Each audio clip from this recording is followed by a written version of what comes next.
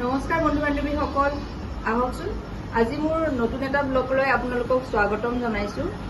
আজি ব্লগটো মই মোৰ এই ভিতৰৰ পৰাই আৰম্ভ কৰিব খুজিছো, কাৰণ মোৰ শহু দেউতাৰ বছৰেকীয়া সকাম ভাগ আছিল।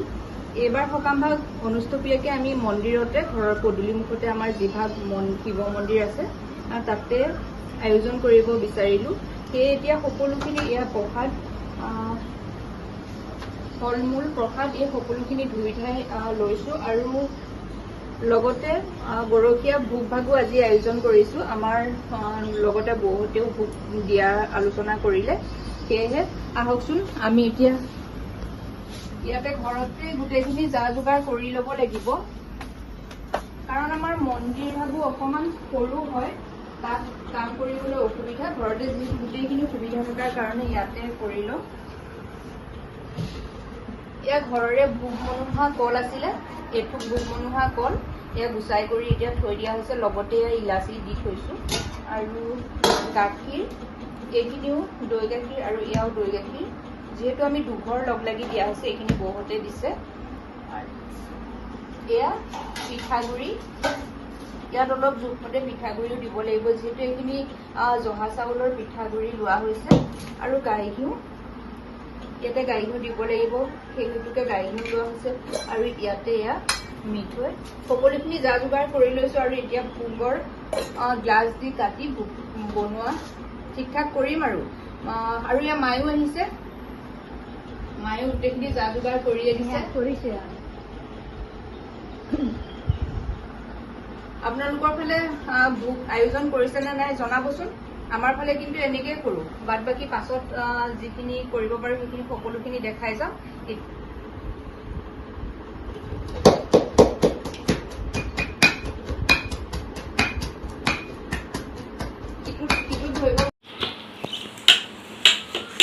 এতিয়া পুৰা ব্যস্ত।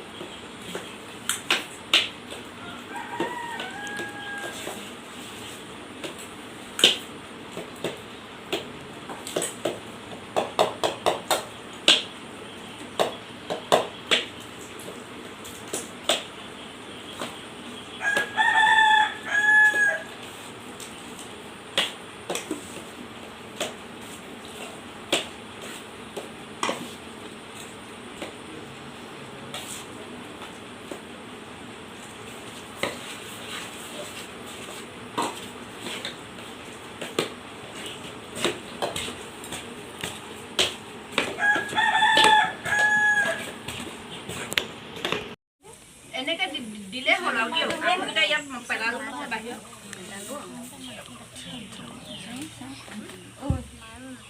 কৃষ্ণ আও হৰি আও কৃষ্ণ।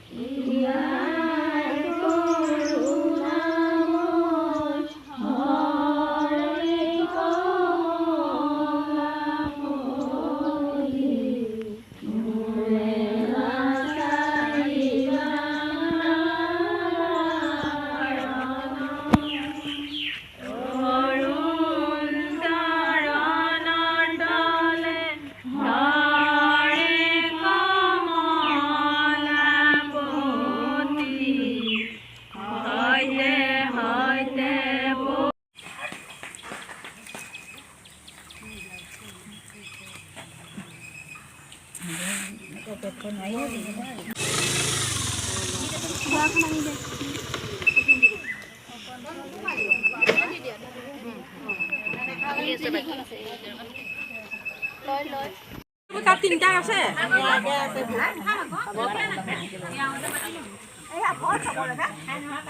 সিহঁতৰ ঘৰত অলপ ঘৰৰ ঘৰত যে তিনিটা আছে দি থৈ আহক